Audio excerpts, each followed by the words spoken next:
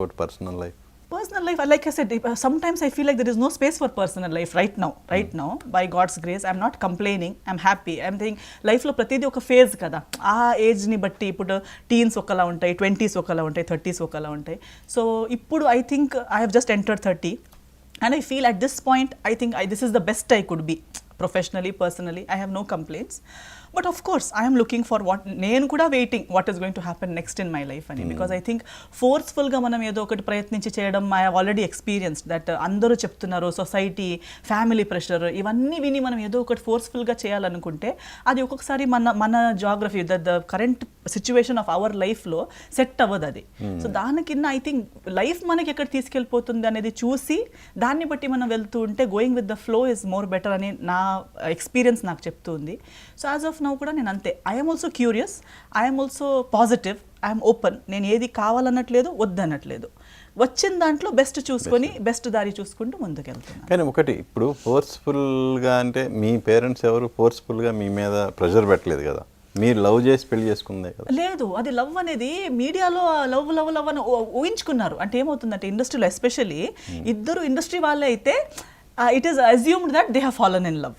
But it was not like that. It was not a love story. మీ ఇద్దరి మధ్య love కాదు, love కాదు, అరేంజ్డ్ మ్యారేజే. అవునా? ఎప్పుడు ఎవరు చెప్పారు నాకే తెలియదు. నేను అప్పుడు ఊరుకున్నాను. పెళ్లి అయ్యేటప్పుడు అందరూ ప్రేమ వివాహం అని హెడ్లైన్ పెట్టారు. ఇంకా దాన్ని అది కాదు ఇది అని చెప్పడానికి ఎందుకు వెళ్ళాలి? ఓకే, పెళ్లి అయిపోయింది కదా, ఎలా అనుకున్నా మాకేం ప్రాబ్లం లేదు. ఎలా మీ పేరెంట్స్ కి మరి నోయల్ వాళ్ళకి ఎలా కనెక్షన్? నోయల్ కి నా పరిచయం. సో నా దగ్గరకు వచ్చి అతను పెళ్లి గురించే ప్రస్తావన ఇచ్చారనమాట. He gave me an proposal for marriage it self. So అది నేను నా పేరెంట్స్కి చెప్పాను.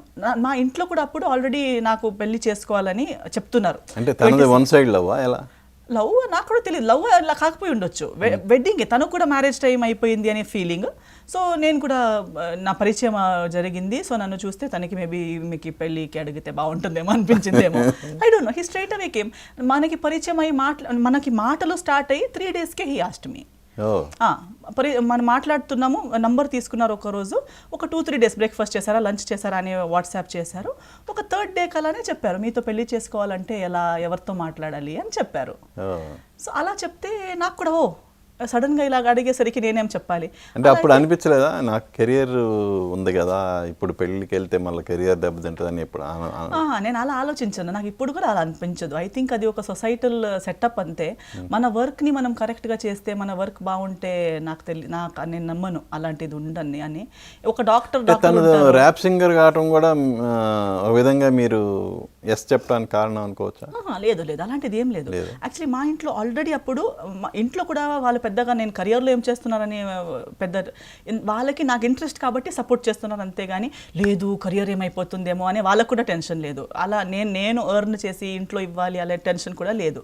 అమ్మాయికి ఇది ఇష్టం ఉంది, చేస్తుంది అంతే. సో నా కజిన్స్ అందరికీ అమ్మాయిలు, మన ఫ్యామిలీలో అమ్మాయిలు అందరికీ 22-23 కల్లా పెళ్లి చేశారు అందరూ. నేను మాత్రమే 25 దాటాను, ఇంకా అప్పుడు 26 పెళ్లి కాలేదు. సో అందరూ నెక్స్ట్ ఎస్తర్ది, నాకింద ముందు ఉన్న కజిన్స్ది కూడా పెళ్లి అయిపోయింది, నేనే నెక్స్ట్ నంబర్ అనమాట. సో నెక్స్ట్ ఎస్తర్ది అని మొత్తం ఫ్యామిలీ ఎగురుతున్నారు. వెతుకొద్దా, ఎలాంటి అబ్బాయి వెతకాలి, అలాంటి డిస్కషన్స్ ఇంట్లో జరుగుతున్నాయి. సేమ్ టైంలో అదన్నీ కలిసి వచ్చింది అనమాట, ఎవ్రీథింగ్. సో అలా వచ్చేసరికి నేను నా మైండ్లో కూడా అది ఉంది. ఇంట్లో అమ్మ అంటున్నారు, నీకెవరైనా కలిస్తే, నీ మైండ్లో ఎవరైనా ఉంటే చెప్పు అని కూడా చెప్తున్నారు. అప్పటి వరకు అసలు ఎవరి మీద మీకు క్రష్ లేదా? క్రష్ పెళ్ళి అనేసరికి లేదు. అంటే చూస్తాము, మేబీ బాగున్నారేమో అనిపిస్తుంది. సగం మాట్లాడి పరిచయాలు అయ్యి వాళ్ళ లైఫ్లో వాళ్ళ గోల్స్, మన లైఫ్లో మన గోల్స్, ఇవి సెట్ అయ్యేది కాదు, వద్దులే అలా అనిపిస్తుంది. సో ఎవరి దగ్గర కూడా లేదు వీళ్ళతో పెళ్లి చేసుకోవాలన్నంత రేంజ్కి ఎవరి దగ్గర వెళ్ళలేదు. సో బై దట్ టైం నిజంగా నా పేరెంట్స్ నాకు చెప్పేటప్పుడు నేను ఎవ్వరు లేరు నా లైఫ్లో. నేను చూసి వీళ్ళు అయ్యొచ్చేమో అని కూడా లేదు నాకు. సో నేను కూడా సరే చూద్దాం, నాకు ఎవరైనా కలిస్తే అలా ఏదైనా చెయ్యొచ్చు అనిపిస్తే మీకు చెప్తాను అని కూడా చెప్పాను. సో ఇతను వచ్చి నాకు చెప్పేసరికి నేను అదే అనుకున్నాను, సరే ఓకే.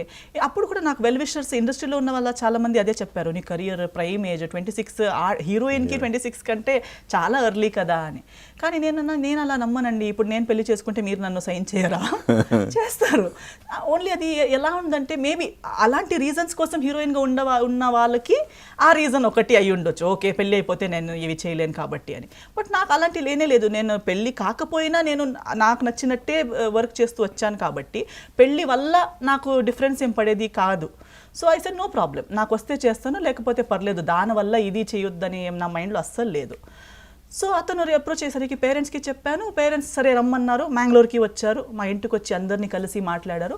అక్కడ నుంచి అలా ముందుకెళ్ళింది అనమాట. సో ఏదో లవ్లో పడి తిరిగి ఫుల్ కలిసి ఉండి పరిచయాలు ఉండి అలా కాదు, ఫ్రెండ్షిప్ కూడా లేదు, కనీసం ఫ్రెండ్స్ కూడా కాదు, జస్ట్ కలిసి ఒక ప్రాజెక్ట్ చేస్తున్నాము, కొన్ని రోజుల పరిచయం, డైరెక్ట్ పెళ్ళికి అడిగారు. సో అది ఫోర్స్ఫుల్ అని చెప్పలేము, బట్ ఈవెన్ కొంకణిలో కూడా సినిమా చేసినట్టున్నారు కదా మన ప్రొడక్షన్లోనే అది. మన కాంతార్లోనే అది జాకీ ష్రాఫ్ గారు నేను ఉన్న దాంట్లో ఒక క్యారెక్టర్ ఆయనకి మా మమ్మీ, ఎందుకంటే అదొకటే సినిమానా మీ కాంబినేషన్ లో? అవునవును, అది కూడా పరిచయం అయ్యి ఎంగేజ్మెంట్ అయ్యాక, అది ఎంగేజ్మెంట్ అయ్యింది, దాని తర్వాత ఒక క్యారెక్టర్ ఉండే ఆ సినిమాలో.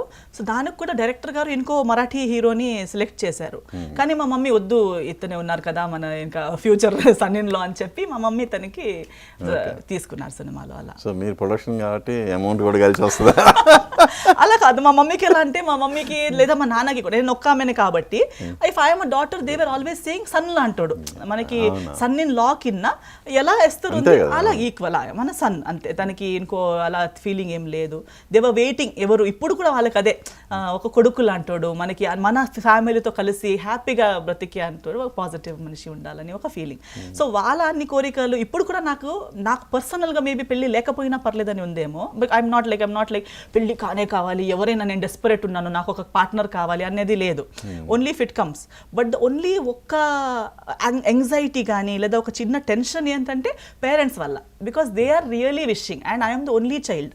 మా మమ్మీ ఎప్పుడు చెప్తారు, ఒక ఇద్దరు ముగ్గురు ఉండి నువ్వు ఓకే స్లోగా పెళ్లి చేసుకుంటామని చెప్పినా పర్లేదు, కానీ మాకున్నదే నువ్వు ఒక్కదానివే, నీ లైఫ్ ఇలా అయిపోతే ఎలా అని. బట్